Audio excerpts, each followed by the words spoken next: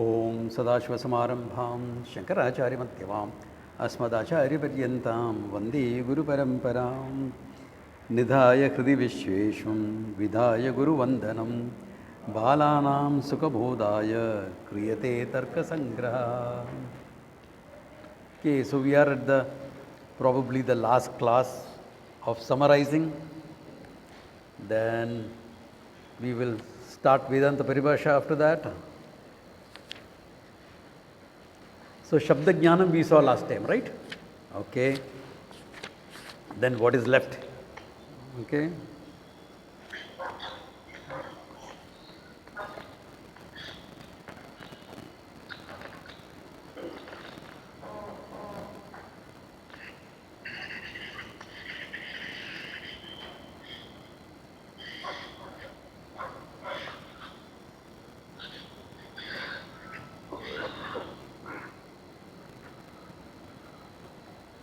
Okay, what is left is some few tying up things. Okay, he talks about erroneous knowledge, erroneous apprehension. Okay, threefold: samshaya, viparya, and tarka veda. Because knowledge is not knowledge unless it's free from doubt. You can't say I have knowledge of it, but I have a lot of doubts. Your knowledge is on very shaky grounds. Okay, so freedom from doubt has to be something that is there. That is very clear. Viparyaya is mithya jnanam, erroneous conclusions. You saw things but not what is there. It is not as it was. Famous example, rope snake, etc. Or anything else also. Okay. In fact, Swamiji used to say it's to think elaborately and conclude wrongly. He thought elaborately overthink, but conclusion mein gadbad kar diya. You know, or one small misstep somewhere and the whole conclusion becomes haywire. That can happen. All that is called mithya jnanam or erroneous knowledge. Okay. Then tarka. Tarka is using a argument to prove what you have known or seen, but it is not really valid. Like the example he gives is, there is smoke, therefore there is fire, inferential. Most of these problems comes in inference, okay? There is smoke, therefore there is fire. Then you give an anukula tarka. If there is no fire, there will be no smoke. Which looks logical, but it is not. Because you can have a smokeless fire. No? There is smoke, there is fire, this much is true. But the upadhi there is, it should be in contact with wet fuel. So you can't say there is no fire, there will be no smoke. Because there can be fire and still no smoke. Yeah. Like your gas kitchen, where is there? Yeah.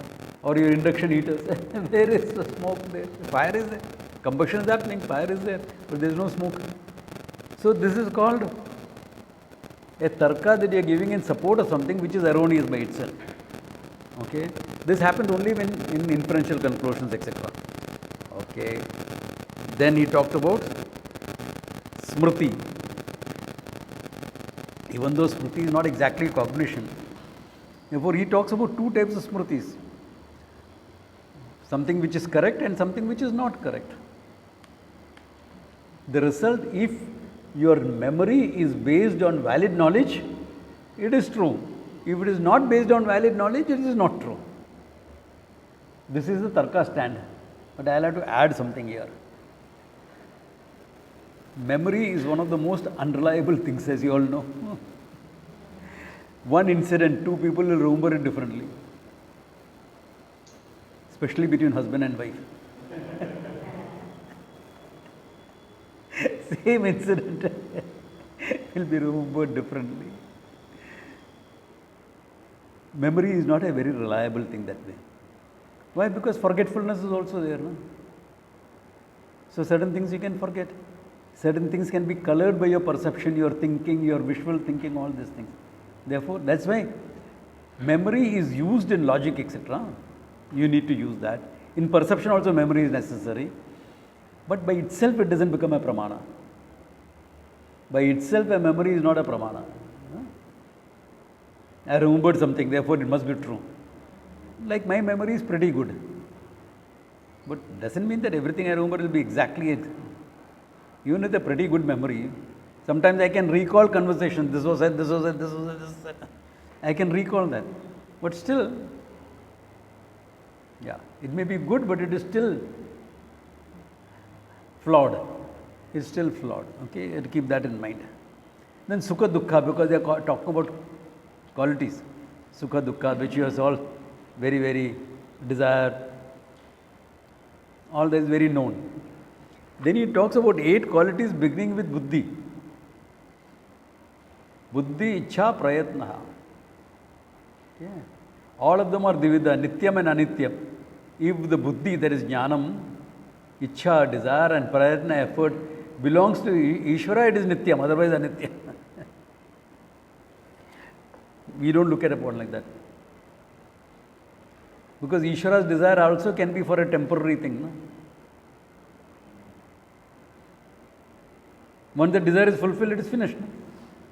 He desired, let there be creation. Okay. Abhi, where is the desire? Fulfilled. No? This happens because they are talking about Ishvara as Nitya Vastu. That's why they are automatically saying whatever is associated with Nitya has to be Nitya. Okay. Then samskaraha. Okay. That is, it included momentum, elasticity, etc. You know? Yeah. Elasticity was known in those days, okay?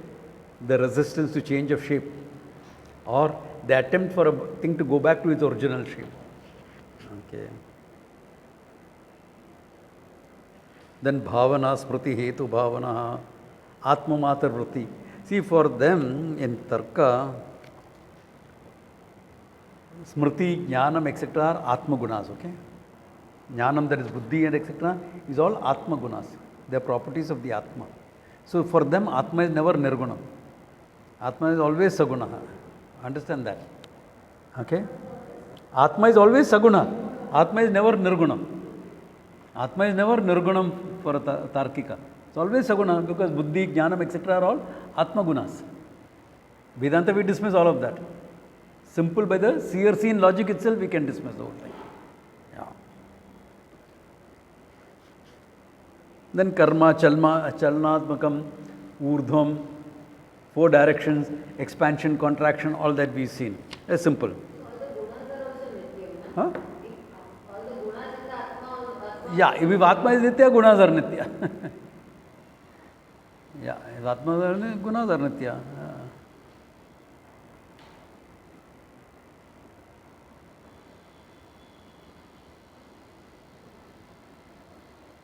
Yeah. Similarly, existence is taken as a guna. In Tarka, existence is also a guna. Common for everything. Paraguna it is called. Absolute guna. Why? It is there in everything because we are dealing with an existing world. So pot exists, gata sun, pata sun, etc. Pot is there, cloth is there. Everything exists. All that exists has got existence as guna. We dismiss in Vedanta how? How do we dismiss?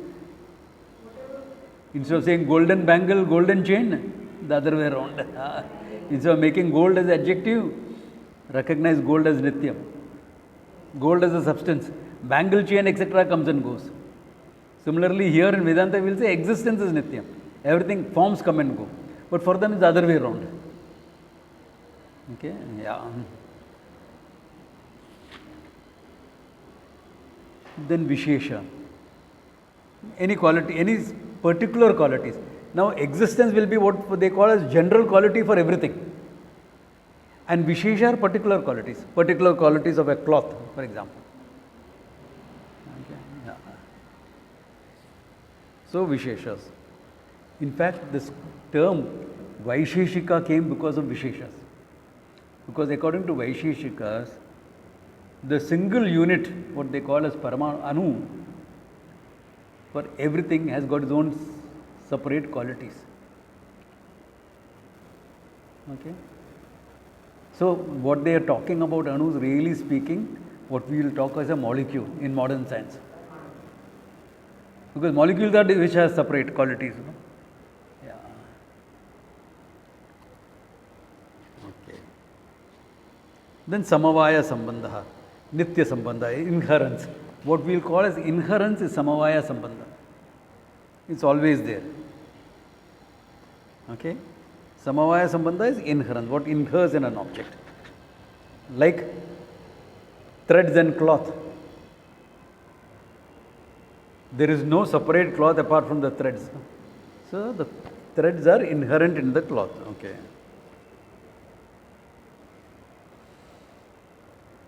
Okay, samavaya sambandha. Then we have come to abhavas. Okay. After that we come to abhavas. Because in the flow of Tarka Sangraha, okay. Prag abhava, prior non-existence. It has no beginning, but it has an end when the thing is created. Prag abhava of the pot is always there, except when the pot is created. When the pot is created, prag abhava comes to an end. Pradvamsa bhava. Pradvamsa bhava has a beginning, it is posterior non-existence. The pot is destroyed, pradvamsa bhava starts. It has got a beginning but no end, because it will keep on being there. Atyanta bhava, total non-existence, which is negated in Vedanta because there is nothing like Shunya. This is the total non-existence of Tarka that has become Shunya in Buddhism, etc. Okay? Yeah. Shunya as a thing doesn't exist. Because if it exists, it becomes existence. Yeah. Therefore, Atyanta bhava is only conceptual. Atyanta bhava is only a concept. Even we have that. In our, if you find some of the Sahasranamas, etc., you will say Shunyave Namaha. There Shunya stands for Maya. Itself does not have a value, but it gives value addition to everything else.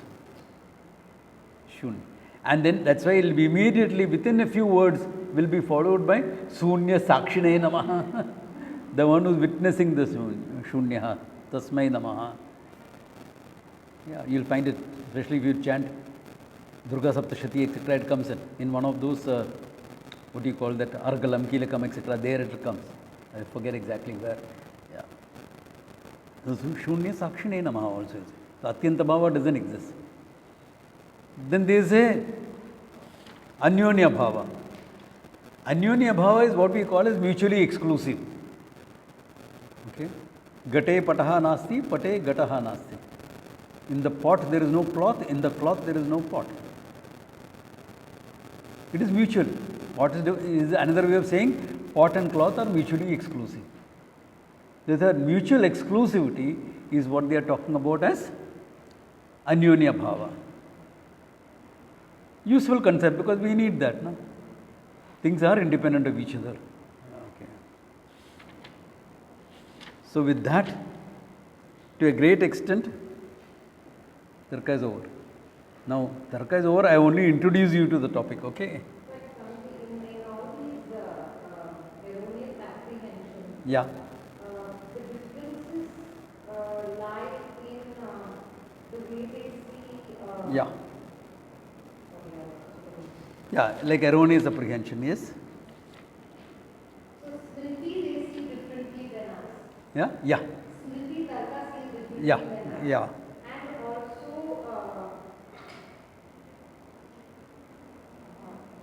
Tarka. Tarka. Tarka. Because they are using an argument. You know why the Tarka became important? Because this is why Nyaya Vaisheshikas gained the name of Anumana Ekachakshuhu.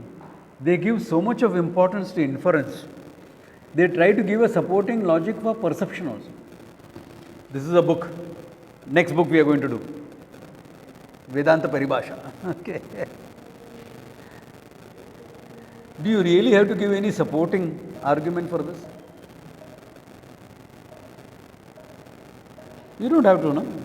It's very evident. No, you are holding a book in your hand. Why? Because if you are not holding, I would not see it. Yeah, it is true, but do you really need it? You don't need it. Why?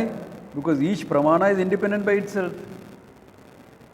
Each pramana, the pramanyam of the pramana is because it is Swata pramanam. It's independent by itself. If you needed to prove one pramana by another pramana, it will become endless. There will be no finality in any knowledge. There will be no finality. Yeah. Huh? Yeah. Science, okay. In science, what happens is you postulate a theory, but you don't know whether your theory is true or not. Yeah, because the hypothesis. So you don't know whether it's true or not. Therefore, you need experimental verification. That is not verifying a pramana. You are verifying a theory, a speculative theory. Yeah. Yes. Yeah. So it's speculative. And people take science as the final word. But every hypothesis that is presented in science, every theory that is presented in science necessarily requires a quality called fallibility. That at some conditions this should not work. It has to be there. Otherwise it is not considered a valid theory. Because science recognizes that you are postulating anything only under a certain set of circumstances. Even when you are talking about gravity, it is under a certain set of circumstances. Or how a particle will behave under a certain framework. Remove the framework, everything disappears. So, it necessarily the principle of fallibility has to be there. If you recognize that, you will never call Vedanta scientific. But there are a lot of modern people who talk about it like that, in the yogic science. The yogic knowledge is highly subjective. You can never prove the existence of any of the chakras scientifically. You can never prove it. You dissect this, that, etc. It is in your Sukshma Sharira. It is not in the physical body. It is there in the physical body because your Sukshma Sharira is residing there. But it is not part of the physical body, therefore you will never see it as part of the physical body. And if you cannot see it, how do you prove it scientific? You cannot prove it exclusively logically also. If this chakra is activated, this thing will happen. But that thing can happen because of other reasons also. Yeah. So how are you going to exclude it out? Yeah, correct. So, So, yoga is not a science, it's a discipline of knowledge. So, actually, what you have to use is a discipline of knowledge. Tarka is a discipline of knowledge. But some of it is speculative, correct, some of it is speculative. It's a product of human mind. Therefore, there will be a speculative aspect to it. Yeah, there will be speculative, yeah. So, what, yeah?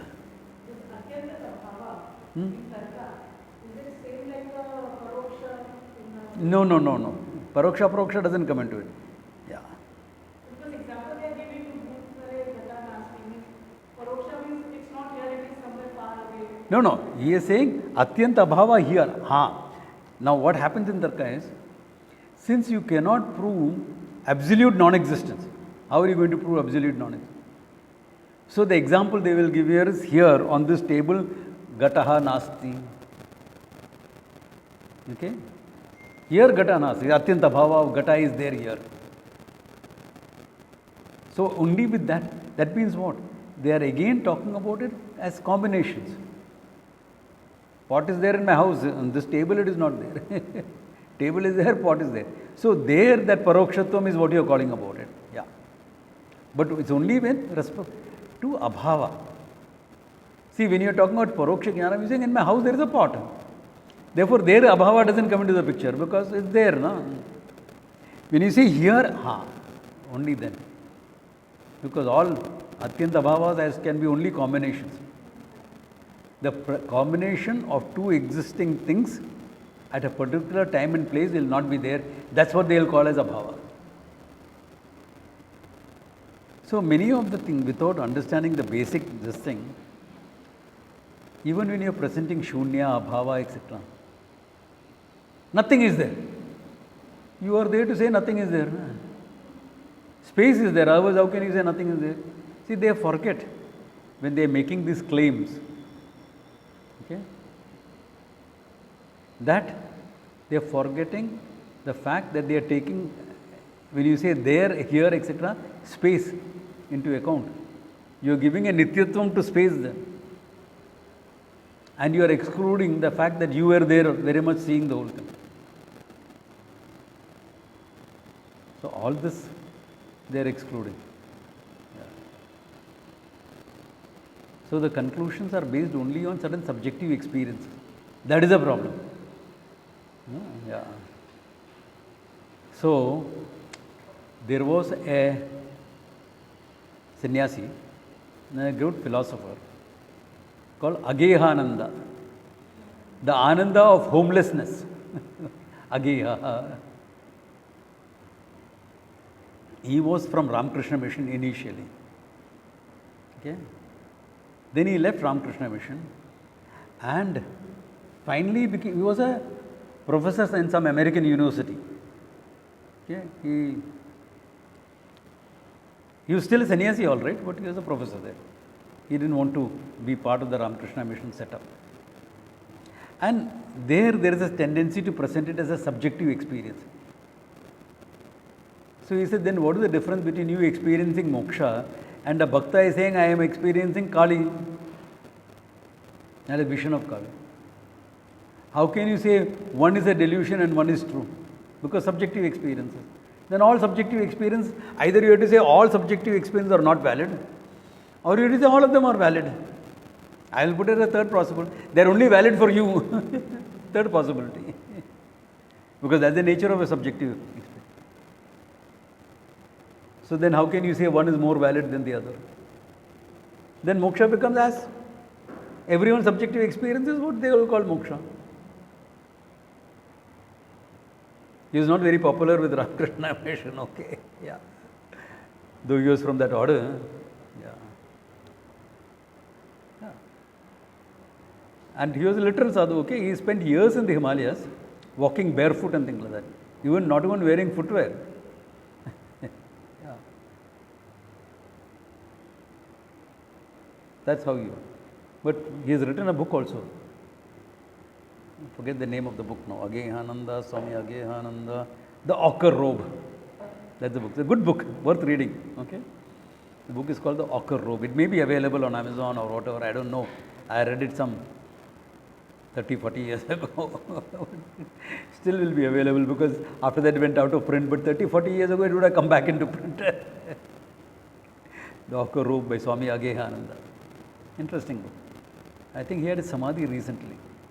It would be Swami Dayanandaji's generation, that generation. It would be. Ochre robe, the saffron robe, the ochre robe.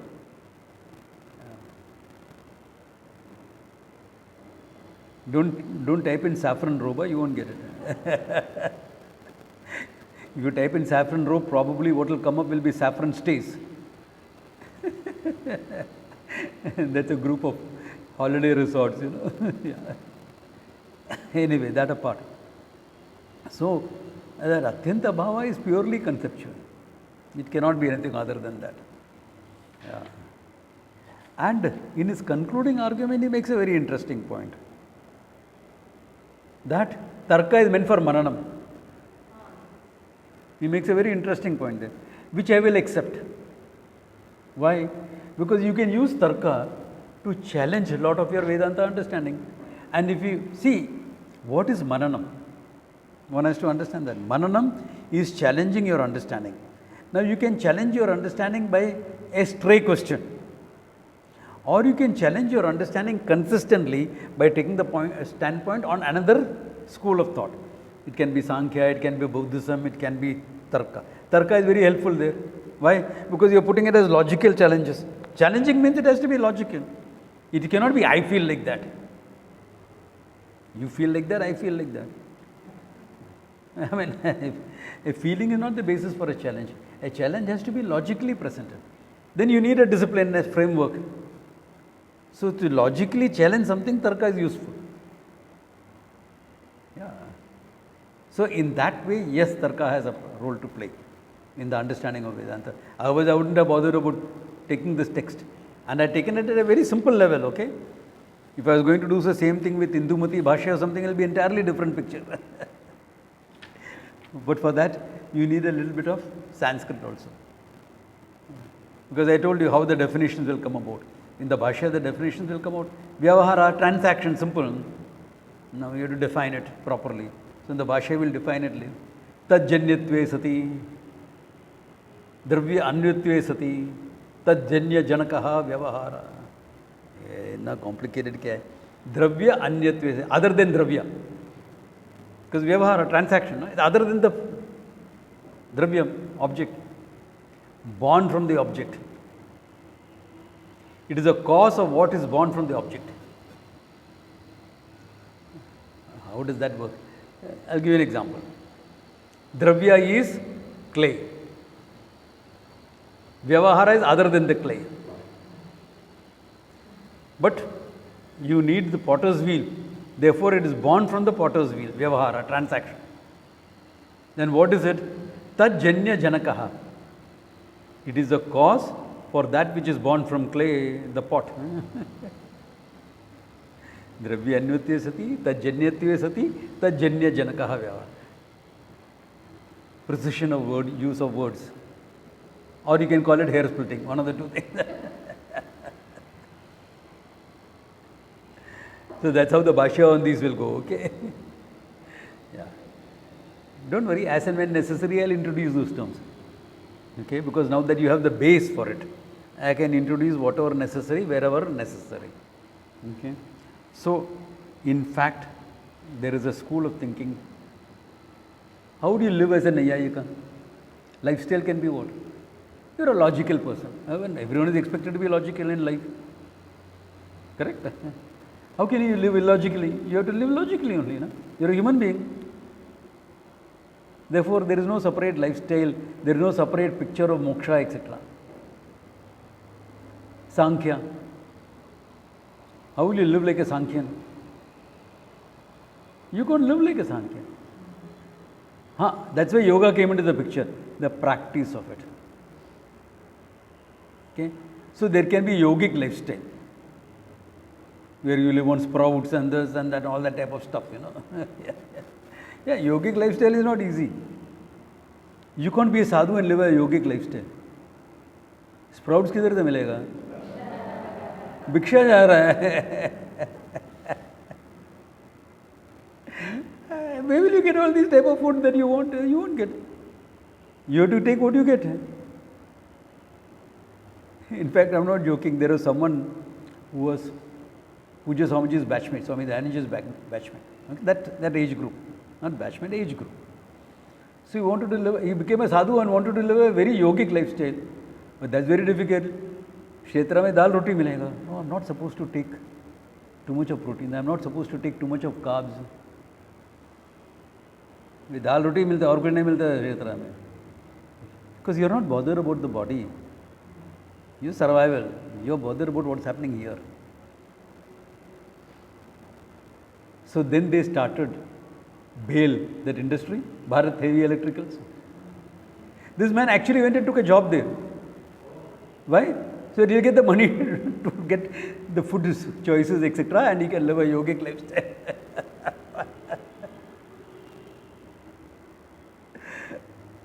It becomes very funny. But you can have a yogic lifestyle. But now, yoga is associated with Sankhya. But in olden days, yoga was associated with Vedanta because there are yoga Upanishads. Some 30 yoga Upanishads are there. How can you have a yoga Upanishad and say it's not Vedanta? So some teacher maybe associated Sankhya and yoga together so that people will take it seriously. Because Vedanta, a lot of things is taken as mithya. Which is a problem with many of the Vedanta students because they won't take what they have to do very seriously. It's all mithya. Na? Chalo. Puja and all, na karmana, etc. Not by karma, you won't get moksha. Abhi puja kya karne ke? Because of that tendency, they must have associated Sankhya and Yoga together. Because there you take everything seriously. Yeah. In yoga, you have to take everything seriously, no? Placement of the hands, placement of the legs, placement of the your breathing. Yeah, seriously. Yeah, 30 Yoga Upanishads are there. I have some of them. Because I have 2 volumes of 112 Upanishads. It's available. Yeah. With an English translation also it's available. But don't tell me if you don't understand everything there, okay? Yeah. So because of that, yogic lifestyle is possible only then you can live a Sankhyan's lifestyle, not otherwise. Yeah. Mimamsa lifestyle is possible, meaning a Karmatha lifestyle is possible. Purva Mimamsa lifestyle is possible because it's a Vedic lifestyle. You are living a lifestyle of karma, dedicated to karma. That is feasible. Other lifestyles are not feasible. Yeah. But if you are really living a Mimamsa lifestyle, a time will come when you have to give it up. Because that's how the progression happens, no? Varnashrama dharma is there. Ashrama dharma mein you have to give it up. As a Vani, you have to give it up. That's why the Vani does a lot of meditations, etc., not karma. He hands it over to the next generation and walks away. No? Takes an advisory position. Therefore, then there is no much of karma. Then he takes sannyasa, no karma. The natural progression happens. If that doesn't happen, Sureshwara and Naishkarma Siddhi says that is because they are deluded by all the smoke that's coming out of the Homakunda. Keeping in mind, Sureshwara Acharya was a great karmata himself, but he says that. He says that.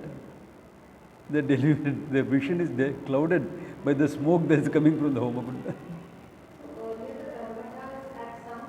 Yeah, exactly. Yeah, take to Vedanta. That's what it is meant for. Varnashrama dharma was meant for that. See, that's why Vedanta and karma, Uttara Mimamsa and Purva Mimamsa, had a lifestyle associated with it. Naturally, in the beginning, you are in a lifestyle of karma, the rich, because that's what prepares you. Your mind, etc. You get married, this, that, all that thing. That's the Varnashrama dharma. Then Vani is there now. Vanaprastha avastha, where you are retiring from the whole thing. So you are handed over to the next generation. The generational shift has to take place. Yeah, yeah. That's why moksha was, the awareness that there is something called moksha and that knowledge will give you moksha was there in the society. That's why people lived that lifestyle. So what happens is then now you have to pick up something that will keep the society going also. No? How will the society go? If like Buddha made everyone who came to him sannyasis, then how will society function like that? If anyone comes to me, usko sannyasi bana dega, to fir how will society function? Society can't function. Therefore, the Vedic lifestyle was meant for that. Society will also function, moksha can also happen. Then there are always exceptions to the rule. Some people became a Vani and after that couldn't take up sannyasa. They still wanted a lot of things in life. Okay, no problems. Don't take up sannyasa. They are not yet ready for moksha. Some people after Grahastha Ashramam, they found it difficult to take the next step also. You know, before me, there was a very interesting teacher in Shankaramatam. I came about few years after his death. So it worked out well. They were looking for someone to teach and I was looking for a place to teach. So that's why I lasted a long time in Shankaramatam. So this man was a karmatha. Then his wife died. He said, that's a signal for me, no more karma. And he was already studying Vedanta. He was a scholar. He wanted to go to Kashi. But the Kanchi Acharya told him to come to Shankaramatam, Bombay and teach. So he taught there. So after some time he went back and he met the Acharya and all, and he said, I used to do all this Agnihotra, etc. before, now I don't do. He says, why? I don't have a partner in life. So the Acharya, I don't know whether he really meant it seriously or was testing him. So why don't you get married again? and can do all the karma. He says, Kalam Atitam, the time for all that is long gone. He told the Acharya, the time for all that is long gone. Yeah. So Acharya smiled, he also smiled, everything fine. Okay. Because that's how the lifestyle was meant. Yeah. So that at the final stage, everyone is striving for moksha. The whole society was geared for moksha. Then that system will work. If the whole society has an understanding that moksha is the ultimate in life, then it can work. Otherwise, it won't work. Like in today's society, very difficult. No? After retirement, what do you want to do? Consultancy. Tell me who doesn't do consultancy for some time at least after retirement. After retirement. Many people do before, that's a different thing. That they made a conscious change because they want to work on their terms. That's fine. But I'm saying post-retirement, taking up consultancy is because other things are more important. Nothing wrong. It's your freedom of choice. That way there is nothing wrong. But the idea is this. What is it that you're doing out of life? Yeah. I remember there was a whole group of my father's friends, all retired. My father took premature retirement, a couple of years. All these guys, talented people, capable people, 60-year-old, reasonably good health. What are they doing out of life? Creating problems for their daughter-in-law. That's all, or kuch nahi. How to manage the kitchen, they will tell. You don't apply corporate principles to a kitchen, okay?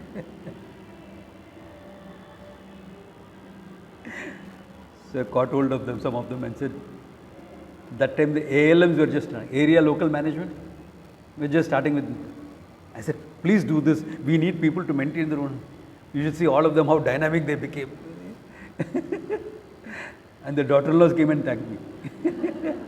Because now they have important things to do, you know. You know how it is, if you go to a municipal office, 3-4 hours will go before you can get anything done. So,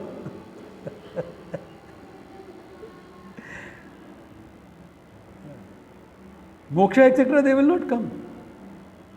When all these characters were working, I was teaching. He said, after retirement will come. So I tell them, hey, you're retired now, what are you doing? Oh, I'm not ready for this. Some excuse they'll give. I also won't push it. I don't want headache on my hands.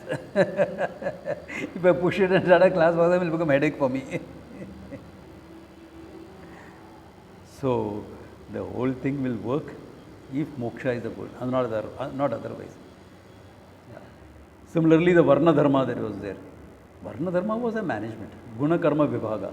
Like Gita, keep it like that. Nothing else. That was mischievously translated as caste and things like that by the British. Okay. Yeah. Because the concept of jati and concept of caste is not the same. Jati meant group. Yeah. There are two jatis present right here. Male and female. Yeah. That doesn't make it a caste. And they had the concept of guilds in England, but they deliberately translated it as caste here. Divide and rule policy. 18 castes India. Vishwakarma. Vishwakarma is a carpenter. Carpenter is not a caste. Carpenter is a profession. So it's a group, a guild of carpenters. They made it caste. There is no rule that a carpenter will marry only another carpenter's daughter. There is no rule like that. Yeah, there is no rule like that. That all was what the British brought into India. No. Instead of translating it as guilds, they deliberately misapproached it. And now that trend is continuing. No caste discrimination, where in US, yeah, there was a resolution passed by some group, etc., somewhere in here. There will be no caste discrimination. Where is caste discrimination in US? There is only racial discrimination there. There is no caste discrimination. Racial discrimination exists. The white supremacists exist there. Where are you bringing that resolution? They should have brought a racial resolution. This is targeting India. You have to understand this. This is just targeting Indian culture and heritage in the name of being liberal and progressive. You are liberal, all right, but not necessarily progressive. Okay. Yeah. Anyway, that apart, I am digressing. The idea is if there is a darshana in India, you know, the systems of philosophy are called darshanas. Darshana is meant there is a goal, there is a means for that goal, there is a lifestyle associated with that. Only then it becomes a darshana. So religions in a way can be a darshana, even though some of them, their philosophies may be weak. That's okay. It's a weak philosophy, where something is there. Yeah. As long as it's not entirely belief oriented. The whole thing is belief oriented, then there is no this thing. It's not a darshana. It's a religion. Okay, fine. It's a new category that has come up. Yeah. But a darshana involves this. You have a vision of life, you have a view of moksha, and a lifestyle conducive for that. So Tarka doesn't claim moksha, if you notice. In Tarka there is no claim for moksha. There is no goal of moksha presented in Tarka. In fact, Tarka is saying we are helping Vedantins to gain moksha for their mananam. So that way, even though Tarka, Nyaya Vaisheshika is included as a darshana, there is no moksha presented. Sankhya and Yoga presents an idea of moksha, of nirvikalpa samadhi, etc. There is presentation. There is a thing, and there is a lifestyle meant for that. So there is a darshana there. Sankhya is a darshana. Yoga is a darshana. Mimamsa darshanam. Okay, it gets limited to heaven, but it is there. Lokantara prapti is a darshana, it is there. Vedanta darshana of moksha, it is there. Yeah. In Dvaita, Vishishta Dvaita also there is a darshana and there is some understanding of moksha and presentation there. And what you do to get that. Maybe bhakti, maybe jnana, whatever, but there is something presented. Yeah. Dvaita, etc. purely this thing, what do you call, bhakti orientation. Samipyam with Ishvara, etc. That's the thing. But it is there. Yeah. It is there. Yeah. All religions have it. I will be on the right side of God. Right hand of God. It is there. All religions have it. Their own picture of what heaven will be like. Yeah. Primitive religions also had their primitive picture, so it's all there. Darshana. Because to qualify as a darshana, you must handle you, world and God. This is common. What you are, what is your relationship with the world, what is Ishvara and your relationship with it. And whatever you are painting as freedom from the human condition, the lifestyle meant to reach it. It's only Vedanta, it doesn't depend on lifestyle, it is only dependent on your knowledge. Jnanam is moksha. No? Jnanam eva tu kaivalyam. Knowledge itself is moksha. But for that knowledge, there is two lifestyle presented. Karma yoga or sannyasa. Yeah. Or you do one and then switch to the other. It is presented. Yeah. So this is the big picture of all darshanas that are there. Okay. I have a question. They say two things, spirituality and religion. People say I am spiritual, some people say I am religious. Yeah. Where does this religion thing come from? If everybody was originally spiritual, or how does the religion become This is an artificial division that is born with too much of secular thinking, where you are not comfortable with the religion, therefore you say I am spiritual, not religion. Religion was a form which had a spiritual message. You look at any religion, they have what they think is a spiritual message. And the religion deals with what you have to do to get that spirituality. Therefore, you cannot really divorce religion and spirituality. Really, you cannot. If religion involves God, spirituality doesn't involve God, what type of a spirituality you are talking about if there is no God? This comes from your discomfort with the idea of God. Too much of leftist thinking. Really, this is where the whole thing has come from. the premise of socialism? Yeah, of socialism. So what is the See, religion, each religion defines itself separately. But if you are looking at the English language, religion will be religare, to bind yourself again to God. Because Latin word, it's a Latin, to bind yourself again. Now that same meaning they applied to yoga and said union with God. Can you see where the same thinking they carry towards yoga? But that's not the definition of yoga. Chitta vritti nirodha is the definition of yoga. Mastery of the mind is the definition of yoga. But used to join, because it came, the root meaning of the word yoga is huge. They said that is it. But here in yoga we are not talking about union with God. You are talking of harmonizing the whole system. That's where the huge is there. Yeah. And how so many different religions came, it was geographical based. How many, so many? Religions came up. So many, it is geography. See, because I'll tell you what. Let us say you have something started as a lifestyle, some disciplines, rules, regulations, etc. Then you need people to reinterpret it for every few generations. No? Once 10 generations go, you need to reinterpret those rules. No? For example, in Hinduism, we say Manu is the lawgiver. Because we are living in Manu Avatara's time. This time is supposed to be Manu Avatara as far as social conditions are concerned. So he gave certain rules and regulations. But he was far-sighted. So he said, in Kali Yuga, most of what I say is not applicable. He said that. Why are you blaming him for Kali Yuga's problems? He said, I am not applicable. Follow Parashara Smriti, because Parashara came later. Parashara is Vyasa's father. But that's also 5,000 years old, okay? More than 5,000 years old. So it has to be updated, and so what it gave is, it talked only about broad principles and some regulations for that time. So instead of saviors, we have teachers here who will reinterpret it to the current thing. So it will be reinterpreted.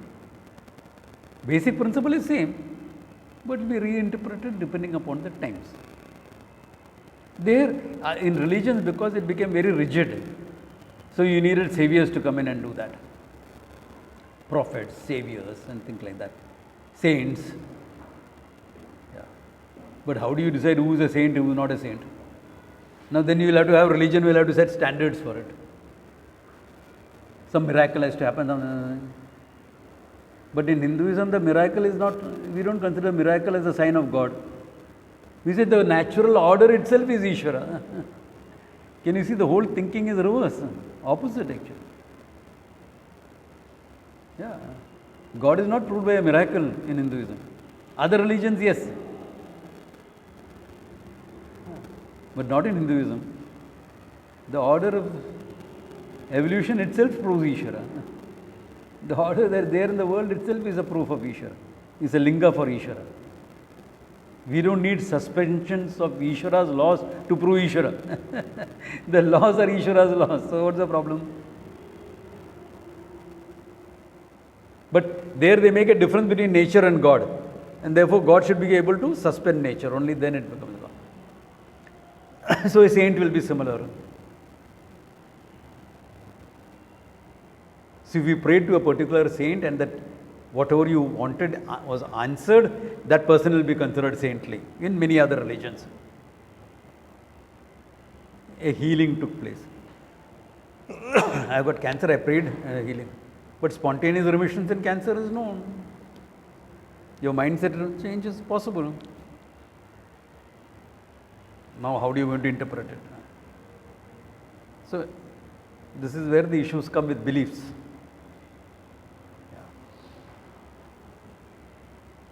In the Hindu vision, Vedanta vision of it, anyone who's got unconditional compassion is saintly. Did she have unconditional compassion? Yes, saintly. Finished. Problem ho gaya, no? Bhuta Daya is for a saint. Therefore, many Vedanta teachers were not saintly. Can you ever imagine me being saintly? Well, I am more comfortable chopping off somebody's head. What are you talking of? Saintliness? No, not applicable. Bhishma was a great Vedantin. Ruthless warrior. What compassion are you talking about? He is very compassionate. He won't make you suffer. He will finish you off. fast.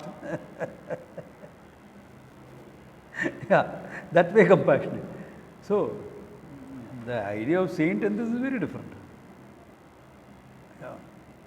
A saint need not be a Vedanta nor a wise person, and vice versa. Every wise person is not necessarily saintly. Yeah.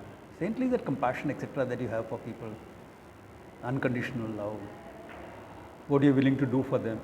All that makes you saintly, which is fine, we'll accept it. But now there was a saint in India, I'm not mentioning names. If you'll figure out who it is, keep it to yourself. She would take poor people. We are very compassionate, take care of them, etc. But illness, she didn't believe in treatment. Why? God has given them that suffering, they must suffer. But she went abroad for treatment. Then you wonder, if you really believe that God has sent you that suffering and you must accept it in good grace and suffer, when I have the illness, I must do the same. No? How is there dual standards? That doesn't prove compassion. Yeah, that doesn't prove compassion. You have dual standards then. Yeah.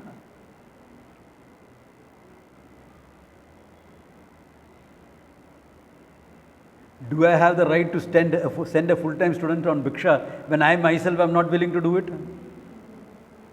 I don't have that right. Yeah, as simple as that.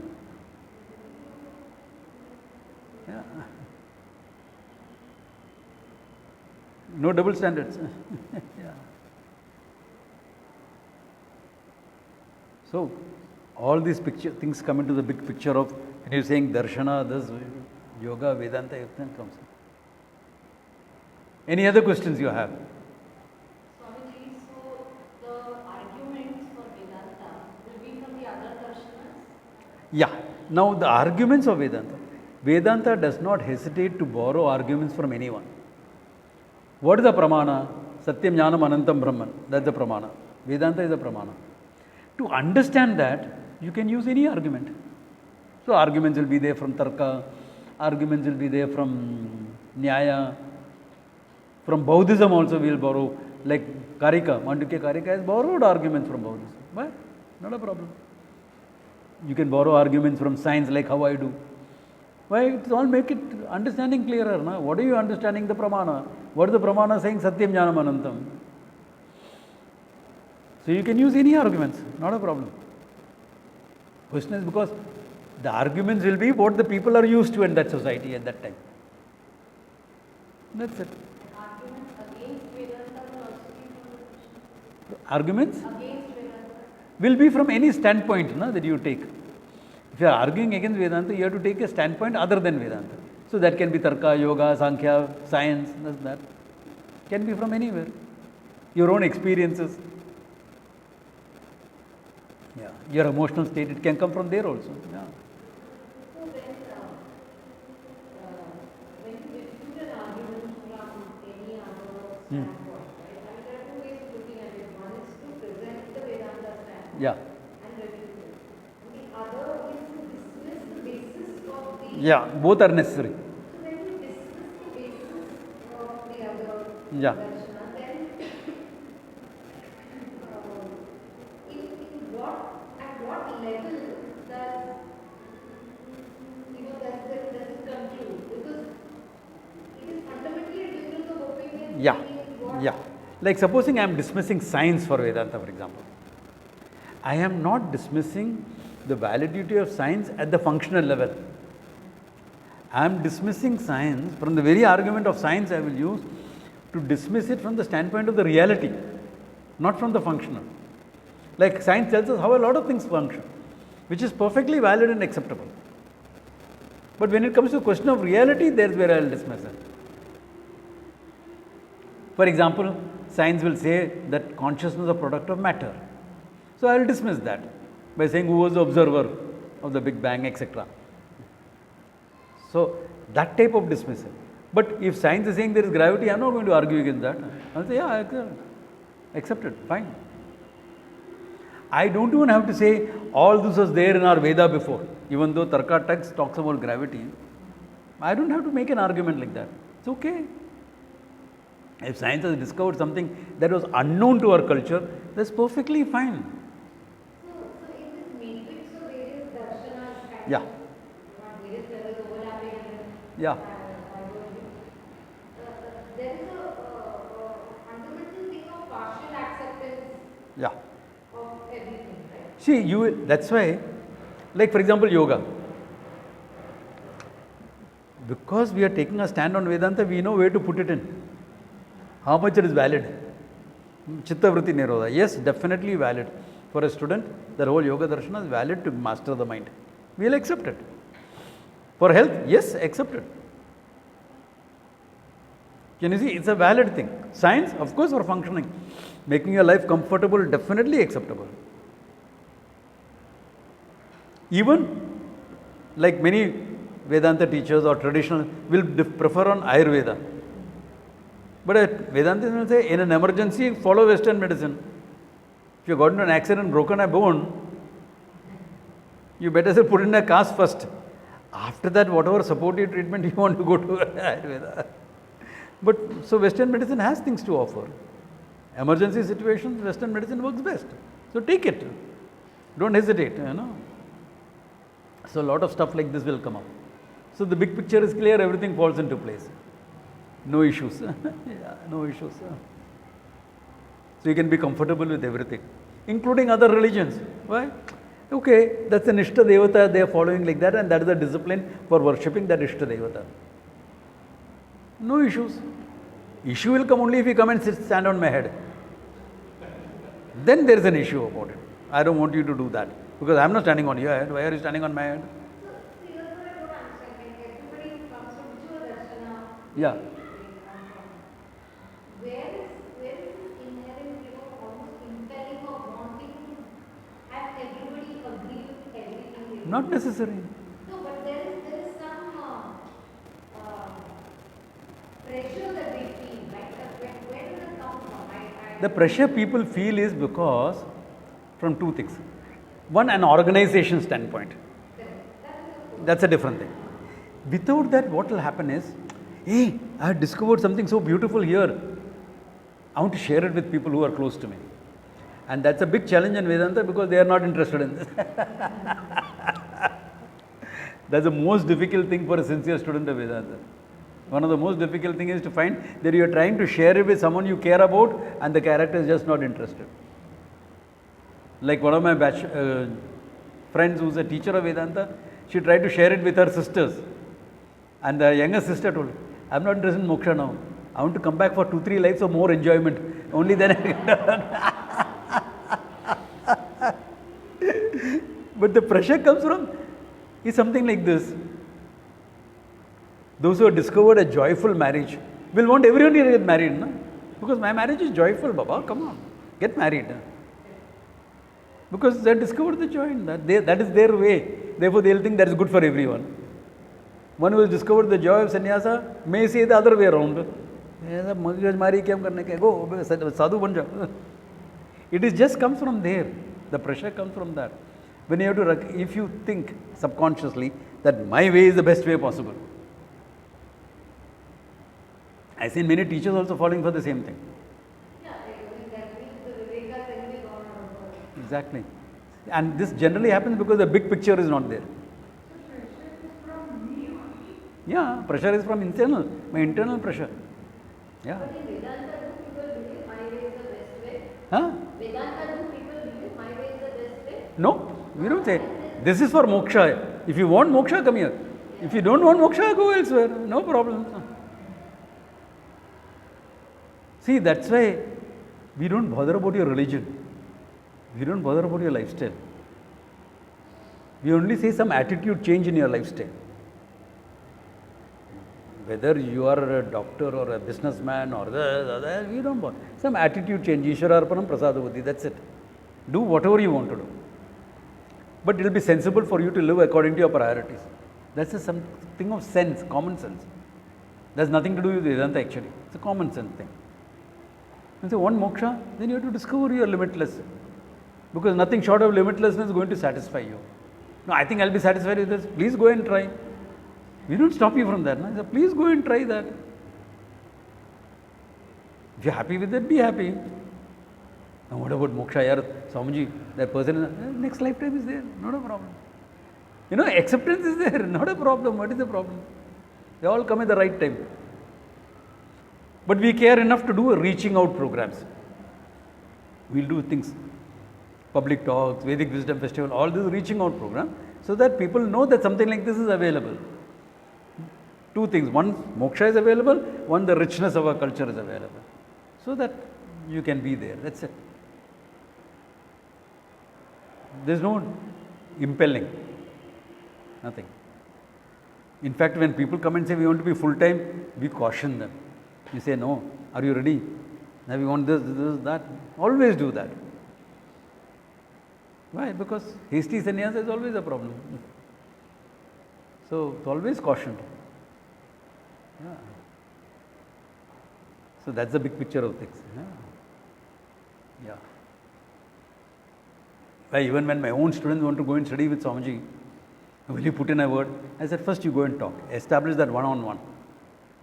After that, necessary, then I'll.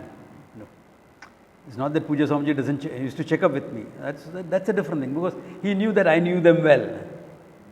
He has not interacted with them enough, and I have known. So, but it's always one-on-one first. That's why I don't encourage them. Go join that. Go and join. I don't do that. Why? Because they have to make that decision themselves. Then it is valid. If I am impelling them to a decision, it will not be valid. Yeah.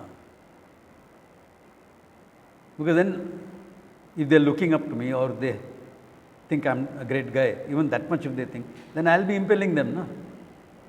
Which is wrong. In fact, even my Guru Bhais or my juniors whom I worked with, some areas I will say, now be a bit more independent and do things. Why? Let your own personality bloom. Like when I took sannyasa, people, Arey, Uday is not taking sannyasa with you. All the time you have done everything together. I said, sannyasa is not together. Sannyasa is one. Hello. Yeah. Like another guy, he came to Swamiji, studied with Swamiji for some time. Then he wanted to get married. He took Swamiji's blessings and got married. So after 5 years of the marriage, he is coming to Swamiji. Swamiji, will you give both of us sannyasa? Swamiji threw them both out. What are you talking about? Sannyasa is single. Alone to the alone. You can network with hundreds of people. That's a different thing. Yeah. So there is no pressure on anyone, anything. There's nothing. Yeah. In fact, with Uday, I only told one thing, because Swamiji asked me, what is Uday's decision on this? I said, Swamiji, I'm not too sure, but I'll get him to come and talk to you. Then I came back and told him, Uday, go and talk to him, whatever you want to do. Because he's asking. And I told him, I'll ask you to come and talk. Now you have a choice. You need not go to him. Then I'll tell him Swamiji is not willing to come to you. Because I have to do that, because I have told Swamiji I will talk to him. No? So come. So that much I will have to do. Or you going to? No, I'll go and talk to him. Okay, fine. I didn't ask him what he's going to do. Even though we have been buddies for years. He's independent. Yeah. I had a good idea, that's a different thing. But it is not for me to say that, it's for him to say that. Yeah. So that is how it goes. There is no pressure on anyone, on anything. Yeah. Like sometimes people can feel pressurized. If I say, hey, you are a great student, etc., So, Swamiji wants me to be full time. They may say that. But I am not putting the pressure for them to be full time. I am just acknowledging what they are as of now. It's good to be acknowledged, no? Why not? Yeah. So that's how the whole game is. So that I will see most of you, I think, next Sunday, but at Chembur, not in the class. Okay. Of course, those who are abroad, I'll meet you all in Nisha and all. I'll meet when I come to UK. I'm coming this time. Okay, end of July. That's confirmed. So I'll be there. Yeah. Yeah, I'll be there. So you can go ahead with whatever. I'll give you the dates. You can go ahead with whatever program you're thinking of. I'm there the previous weekend. I'll be there. Okay, previous weekend to the yoga festival. Okay, I'll be there. Okay. So yeah, so that is the whole thing. And those of you who have said they are coming, we'll send them a, what do you call that, a link or something, how to come there. Plus, I am fine if you all come for the Homa. Happy if you all are there at the Homa.